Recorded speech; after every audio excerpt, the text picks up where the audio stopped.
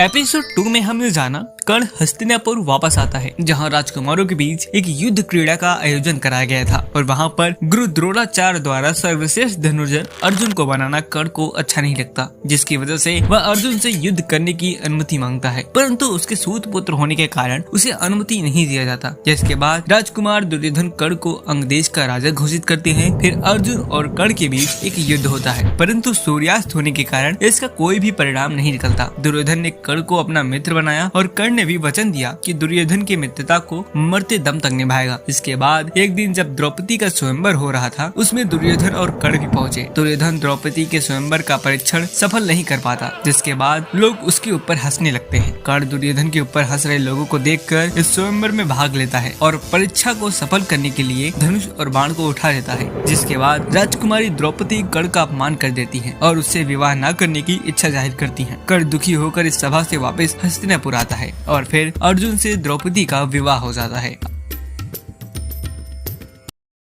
पांडवों ने अपना एक महल बनवाया था इंद्रप्रस्थ में, जिसमें एक बार दुर्योधन और कर्ण और दुर्योधन के भाई और मामा इंद्रप्रस्थ पहुंचे हुए थे, जहां दुर्योधन का अपमान द्रौपदी कर देती है। दुर्योधन गुस्से में था, जिसकी वजह से वह अपने मामा की बात को मानकर युधिष्ठिर को एक द्वैत क्रीड़ा खेलने के लिए संदेशा पहुंचाता है। जिसके बाद युधिष्ठिर स्वीकार कर लेता है इस खेल को खेलने के लिए, क्योंकि उसे पता नहीं था कि दुर्योधन और उसके मामा षड्यंत्र रच रहे थे। कर्ण को यह बात पता थी कि दुर्योधन और उसके मामा पांडवों से बदला लेने की भावना से इस खेल को खेलने वाले थे, इसीलिए वह दुर्योधन को समझाने लगता है, परंतु दुर्योधन का मन बदले की भावना में था, इसीलिए कर्ण की बातों को ध्यान नहीं देता। पांडव और कौरव के बीच एक खेल का आयोजन होता है, जिसमें दुर्योधन अपने मामा की मदद से पांडवों की हर एक चीज को जीत ले रहा था। अंत में पांडवों ने अपना सब कुछ हार गए थे, जिसके बाद उन्होंने अपनी पत्नी द्रौपदी को भी दांव पर लगा दिया और वह भी वो हार गए। अब दुर्योधन अपने बदले की भावना से द्रौपदी का अपमान करना चाहा, जिसकी वजह से वह अपने छोटे भाई दुशासन को कहता है कि जाओ और दासी द्रौपदी को उसके बालों से घसीटते हुए इस सभा में लेकर आओ और इसे यहाँ पर नग्न कर दो। पांडव सब कुछ हार गए थे, जिसकी वजह से उन्हें वनवास मिल जाता है। जब पांडव वनवास में थे, तब कर्ण यह जानता था कि पांडव वापस वनवास से जरूर आएंगे और इस बार वह जरूर दुर्योधन से युद्ध करेंगे। इसीलिए कर्ण दुर्योधन को पृथ्वी का सम्राट बनाने का कार्य अपने हाथों में ले लेता है और कर्ण विश्व के सभी शक्तिशाली राजाओं को हराकर उनसे वचन ले लेता है कि वह हमेशा दुर्योधन की तरफ से निष्ठावान रहेंगे और जब भी दुर्योधन को जरूरत पड़ेगी उन्हें आना पड़ेगा। जब पांडव वापस आए तो भगवान कृष्ण ने सुझाव दिया कि दुर्योधन को शांति सुझाव भेजा जाए, परंतु दुर्योधन अपने घमंड में चूर था, जिसकी वजह से वह शांति सुझाव को भी ठुकरा देता है। अब यहाँ तय हो चुका था कि पांडव और कौरवों के बीच एक युद्ध होगा। जब यह युद्ध तय हो गया, तब भगवान कृष्ण कर्ण के पास पहुँचे और कर्ण की जीवन की सारी सच्चाई कर्ण को बता देते हैं कि वह अधिरथ और राधा के पुत्र नहीं, बल्कि कुंती और भगवान सूर्य के पुत्र है और जिन पांडव के विरुद्ध वह युद्ध करने जा रहा है वह उसी के माता के पुत्र है। भगवान कृष्ण ने कर्ण को विश्वास दिलाया कि यदि पांडवों की तरफ से कर्ण युद्ध करता है तो युद्ध के पश्चात सिंहासन युधिष्ठिर छोड़ देगा कर्ण के लिए। कृष्ण भगवान जानते थे जब तक कर्ण कौरवों की तरफ से रहेगा तब तक पांडव इस युद्ध को नहीं जीत पाएंगे, परंतु कर्ण अपने वचन का पक्का था, जिसकी वजह से वह भगवान कृष्ण से कहता है कि हे मुरली, आप यह क्या कहना चाह रहे हैं कि मैं दुर्योधन को छोड़ के युधिष्ठिर के पक्ष में हो जाऊं? मेरे मित्र ने मेरा हाथ तब थामा जब यह दुनिया मेरा तिरस्कार कर रही थी। वह मेरे वीरता को न देखकर मेरे जाति को देख रहे थे। इस जन्म में यह संभव नहीं है माधव कि मैं दुर्योधन का साथ छोड़ दूं। यदि मुझे मित्रता के चलते पाप और अधर्म की तरफ से लड़ना भी पड़े तो मैं लड़ूंगा। जब तक मेरे रगों में खून का एक बूंद भी रहेगा तब तक मैं दुर्योधन का समर्थन करता रहूंगा। कृष्ण भगवान दुखी हो जाते हैं, परंतु वह खुश भी होते हैं और कर्ण से कहते हैं कि हे कर्ण, मित्रता तुम्हारी तरह होनी चाहिए जो जीवन के अंत तक साथ दे। कर्ण भगवान कृष्ण से एक वचन लेता है कि यह वार्तालाप मेरे छोटे भाइयों को नहीं पता चलनी चाहिए। भगवान कृष्ण वचन दे देते हैं। जैसे जैसे महाभारत का युद्ध निकट आ रहा था, कर्ण के साथ लोग छल और वचन लेना शुरू कर दिए थे। भगवान इंद्र को लगा यदि कर्ण के पास उसका यह कवच कुंडल उसके पास रहेगा तो अर्जुन कभी भी उसे हरा नहीं पाएगा। इसीलिए भगवान इंद्र ने साधु का वेश लेकर सूर्योदय के समय कर्ण के पास पहुंच जाते हैं। इस समय कर्ण दान देता था। भगवान इंद्र साधु के भेष में कर्ण से दान में कवच कुंडल मांग लेते हैं और कर्ण बिना हिचकिचाहट के अपना कवच कुंडल भगवान इंद्र को दे देता है और कहता है,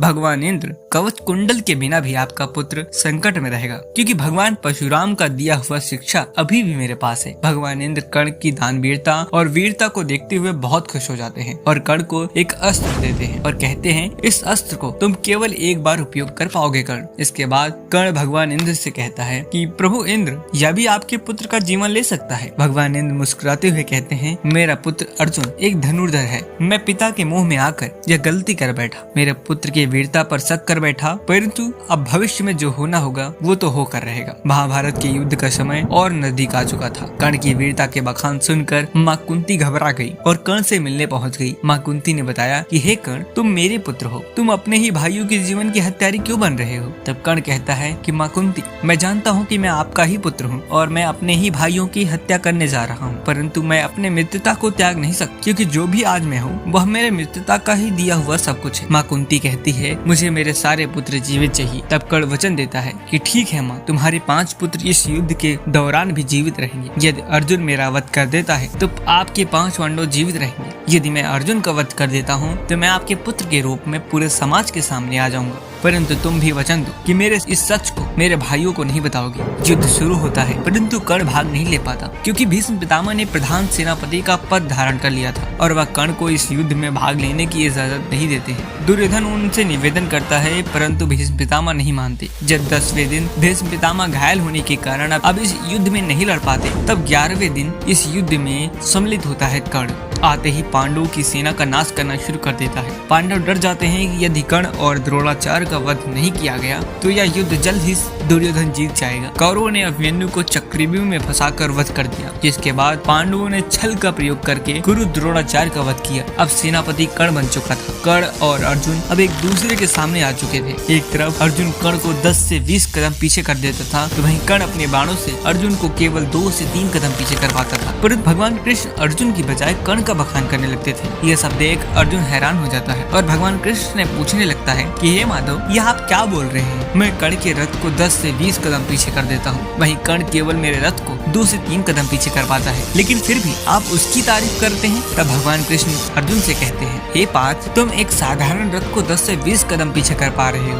परंतु कर्ण एक ऐसे रथ को 2 से 3 कदम पीछे कर पा रहा है जिसे विश्व के किसी भी योद्धा के अंदर इतनी साहस नहीं है कि उसे हिला भी सके। इस रथ पर मैं स्वयं विराजमान हूँ और इसके ऊपर महाबली हनुमान विराजमान है, तो तुम ही बताओ क्या इस रथ को कोई हिला सकता है? अर्जुन को पता चल जाता है कि वाकई में कर्ण एक महान योद्धा है। भगवान कृष्ण यह जानते थे कि यदि कर्ण का वध नहीं हुआ तो दुर्योधन अब जल्द ही इस युद्ध को जीत जाएगा। जिसके बाद भगवान कृष्ण ने कर्ण का वध करने के लिए एक और छल का प्रयोग करने की चाल चलते हैं। भगवान कृष्ण अर्जुन के रथ को लेकर कर्ण से दूर ले जाने लगते हैं, जिसके बाद कर्ण अर्जुन के रथ को पीछा करने लगता है। पीछा करते समय एक दलदल में कर्ण के रथ का पहिया फंस जाता है, जिसके बाद वह उस पहिए को निकालने लगता है। तब भगवान कृष्ण अर्जुन के रथ को रोककर अर्जुन से कहते हैं कि हे अर्जुन, यह वही समय है जब कर्ण का वध किया जा सकता है। तुम अपने बाणों से कर्ण का वध कर दो। कर्ण जब देखता है कि अर्जुन उसके ऊपर बाण चलाने वाला है तो अर्जुन को सावधान होने के लिए कहता है कि हे अर्जुन, यदि तुमने मेरे ऊपर बाण चलाया तो मैं ब्रह्मास्त्र का प्रयोग करूंगा। कर्ण ब्रह्मास्त्र का आह्वान करने लगता है, परंतु ब्रह्मास्त्र उसके हाथों में नहीं आ रहा था, क्योंकि भगवान परशुराम के दिए हुए श्राप के कारण वह अब मंत्रों को भी भूल चुका था। तभी भगवान कृष्ण अर्जुन को समझाते हैं कि हे अर्जुन, यह कुछ ही क्षण है जब कर्ण पूरी तरह से निहत्था और अपने ज्ञान को भूल चुका है। यदि यह क्षण निकल गया तो तुम कर्ण को कभी नहीं हरा पाओगे। तभी कर्ण भगवान कृष्ण से कहता है कि हे माधव, आप ऐसा क्यों कह रहे हैं? तभी भगवान कृष्ण कर्ण को समझाते हैं कि हे कर्ण, यदि तुम इस युद्ध में जीवित रहे तो तुम धर्म की जीत के बीच खड़े रहोगे। तब कर्ण कहता है कि हे माधव, क्या मेरे सर्वश्रेष्ठ धनुर्धर होने का प्रमाण मैं कभी दे नहीं पाऊंगा? तभी भगवान कृष्ण कर्ण से कहते हैं, हे कर्ण, तुम सर्वश्रेष्ठ हमेशा से रहे हो। इसका सबसे बड़ा प्रमाण यही है कि मुझे तुम्हें उस क्षण में लाना पड़ा जहाँ तुम अपनी सारी शिक्षा को भूल चुके हो और बिल्कुल निहत्थे खड़े हो। क्या यह प्रमाण काफी नहीं है कि तुम विश्व के सर्वश्रेष्ठ धनुर्धर हो? तब कर्ण भगवान कृष्ण की बातों को समझ जाता है और वह अर्जुन से कहता है कि हे अर्जुन, यदि तुमने मेरा वध नहीं किया तो जैसे ही मेरी विद्या वापस आएगी मैं फिर से अपने मित्रता के वचन में बंधने के कारण मैं फिर से दुर्योधन को जिताने की कोशिश में लग जाऊंगा। तभी अर्जुन अपने बाणों से कर्ण का वध कर देता है। कर्ण का वध होते ही सूर्यास्त हो जाता है, जिसके बाद दुर्योधन कर्ण के पास आता है। पांडव भी कर्ण के पास आते हैं, क्योंकि उन्हें यह पता चल गया था कि कर्ण उन्हीं के माता के पुत्र हैं। कर्ण के वध के बाद दुर्योधन लड़ता है पांडवों से कि वह कर्ण का अंतिम संस्कार करेगा, परंतु पांडव कहते हैं कि नहीं, वह हमारा भाई है, हम करेंगे अंतिम संस्कार। तभी श्री कृष्ण इन दोनों के बीच फैसला करते हैं कि कर्ण का अंतिम संस्कार का हक किसको मिलेगा। वह बताते हैं कि यह हक दुर्योधन का है, क्योंकि कर्ण अपने जीवन के अंत तक दुर्योधन की मित्रता को निभाता रहा, तो यह हक भी दुर्योधन को ही बनता है कि कर्ण की मृत्यु के बाद उसका अंतिम संस्कार दुर्योधन ही करे। जब कर्ण की मृत्यु हो जाती है तब पांडव इस युद्ध को जीत जाते हैं। एक दिन अर्जुन अपने वीरता की कहानी अपने बच्चों को सुना रहा था, तभी वह कर्ण की भी कहानी अपने बच्चों को सुनाकर यह कह रहा था कि वह कर्ण से वीर योद्धा है। भगवान कृष्ण यह बातें सुनकर अर्जुन को अपने पास बुलाते हैं और कहते हैं, हे अर्जुन, तुम उस महान योद्धा की वीरता को लज्जित कर रहे हो जो निहत्था तुम्हारे सामने खड़ा था, तब तुम उसका वध कर पाए। यदि तुम्हें और भी प्रमाण चाहिए कि कर्ण कितना शक्तिशाली और सर्वश्रेष्ठ था, तो चलो मेरे साथ। भगवान कृष्ण अर्जुन को उसके रथ के पास ले जाते हैं और वहां जाते ही भगवान कृष्ण महाबली हनुमान को रथ से उतरने के लिए कहते हैं। महाबली हनुमान जैसे ही रथ से उतरते हैं तभी रथ के कई टुकड़े हो जाते हैं। यह हालत देख अर्जुन हैरान हो जाता है और वह बोलता है कि हे माधव, रथ का यह हालत कैसे हुआ। भगवान कृष्ण बताते हैं कि हे अर्जुन, यह तुम्हारे बड़े भाई कर्ण का प्रहार है, जिसे अभी तक महाबली हनुमान जी ने रोक रखा था, वरना युद्ध के ही समय तुम्हारे रथ के कई टुकड़े हो जाते और तुम जमीन पर कहीं पड़े होते। दोस्तों, कर्ण को बचपन से ही संघर्ष करना पड़ा, हर एक चीज के लिए जिसे वह पाना चाहता था। वह सर्वश्रेष्ठ योद्धा बना, वह सर्वश्रेष्ठ दानवीर बना, वह सर्वश्रेष्ठ मित्र बना और तो और वह सर्वश्रेष्ठ शिष्य भी बना। कर्ण की जीवन लीला से हर एक व्यक्ति अपने जीवन को जोड़ सकता है, इसीलिए शायद लोग अर्जुन से ज्यादा कर्ण को सम्मान देते हैं। भगवान कृष्ण ने जितना अर्जुन को प्यार और मित्र बनाया, उतना ही कर्ण को भी बनाया। बस भगवान कृष्ण ने साथ वहाँ छोड़ा जहाँ कर्ण ने धर्म को छोड़ा। इससे हमें क्या सीख मिलती है? इससे हमें यह सीख मिलती है कि हमेशा धर्म का पालन करना चाहिए। यहाँ पर धर्म का अर्थ कोई